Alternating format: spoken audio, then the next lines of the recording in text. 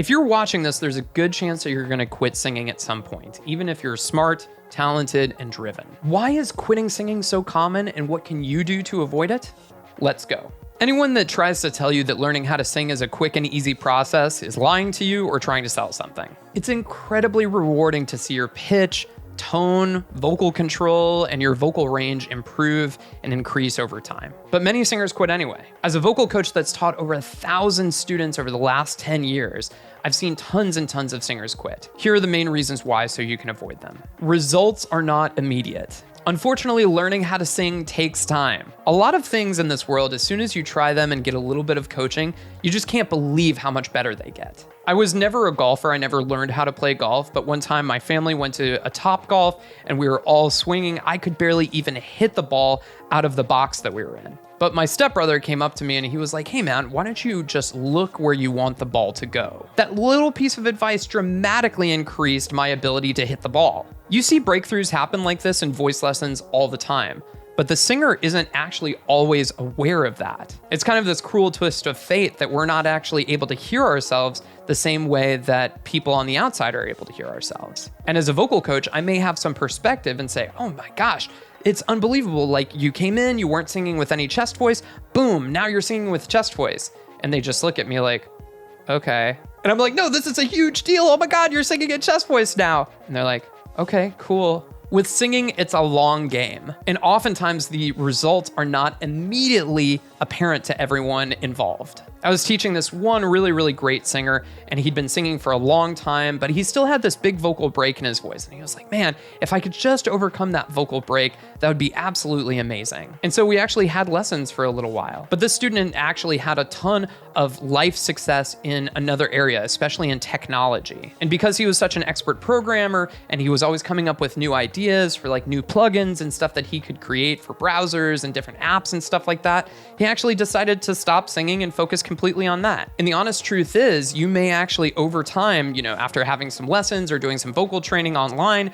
you may actually decide to do something else that has more immediate results. And that is a completely valid decision. He may come back one day, he may not. There is no clear path to success. There isn't going to be a single day when all of a sudden you've been practicing and practicing and practicing, and all of a sudden someone says, "You are a great singer now, you are successful." It's all on a spectrum. Maybe for you, learning how to hit a high note is a success. Maybe for you, going on a sold out arena tour is a success. Success means something different to everybody. But one thing's for sure, one of the most public ways that singers can appear to be successful is by having, a big gig, a big performance, or maybe winning a big contest. More recent singing shows like The Voice and The X Factor and America's Got Talent and stuff like that, these singing shows make it look like as soon as you win, or you get to one of the top 5 or the top 3 or whatever it is, as soon as you get that, you are a success. You are done. You are set for life. You've got a record deal. You will sell 1 billion records. But I like to tell this little story. I've got a great friend named Christine Morel. Christine was an amazing singer and a songwriter,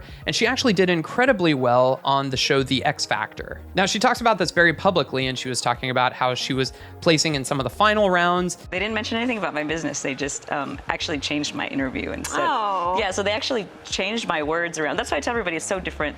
And they made it look like I just work in a grocery store. Oh, and gosh. that Now, people have this idea that if you make it to some of the final rounds on those shows, that everyone is just banging on your door, cannot wait to hire you for everything. And she would ask people, "So how many gigs do you think that I got as a result of being on the X Factor?" She got 0 gigs. Instead, Christine, to her credit, has been incredibly successful in not only getting gigs for herself, but teaching other musicians how to do the same thing. Even if you do super well on some of these shows, you being a successful artist is not guaranteed. And this tends to blur the lines about what actually makes a successful singer. But unfortunately, that makes it slightly more difficult to figure out what your true path to becoming a successful singer is. Unfortunately, learning how to sing better is an incredibly difficult process to measure. Yeah, you can measure things like your vocal range. By the way, I have a free rangefinder on my website that you can use. You can listen to yourself singing over time and measure the improvement that way. But singing is incredibly subjective. And furthermore, just because you can sing from a C1 all the way up to a C8 does not necessarily make you a better singer. Yes, you may have a fantastic vocal range, but vocal range alone does not a great singer make. That's just one more reason why getting expert feedback from an expert vocal coach is one of the best ways to measure your progress over time. That brings us to number 4, which is that unfortunately, with singing, it's very hard and very expensive oftentimes to get that expert feedback that you need. With an expert vocal coach, you're not paying for,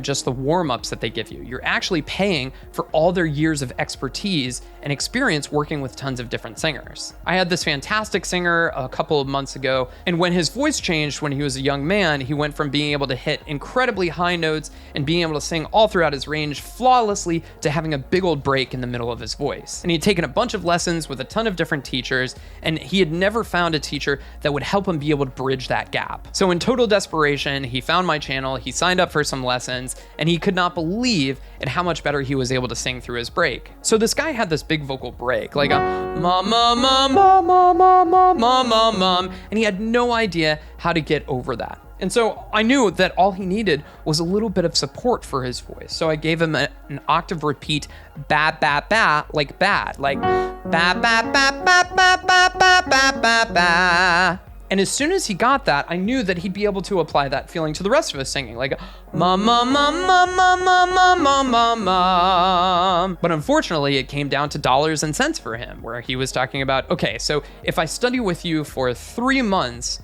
do you think I'll be able to hit that high note in this specific way? And unfortunately, it's impossible to say that. It's so dependent on the student and the singer. But the bottom line is it's very, very difficult and hard to hear outside of yourself and have that perspective and meet someone that actually has the experience of building voices. Social pressure. In the world of music, it's almost impossible to find another instrument or another skill set like singing where there's so much cultural pressure and societal pressure telling you that either you're born with it or you're not. Or maybe you're too young, or maybe you're too old, or maybe you're too this or too that. But listen to me when I say this, singing is for everyone. Nobody tells a 65-year-old man who picks up the guitar for the first time that wants to learn how to play Beatles songs or the Eagles or something like that he's too old to learn how to play guitar. But with singing, there seems to be this idea that unless you're really great at it, or unless you start really young, or you're either born with it or you're not, then there's no reason to pursue it otherwise. People see singing as like this zero-sum game. Either you're good at it, or what's the point in even trying? But if you're not careful, these voices and these societal and cultural pressures about singing and the ideas of training how to sing can build up and really discourage you, especially if you're not seeing progress. But there are always a million reasons not to do something. Have you ever quit singing? How did you get back to it? Share in the comments below.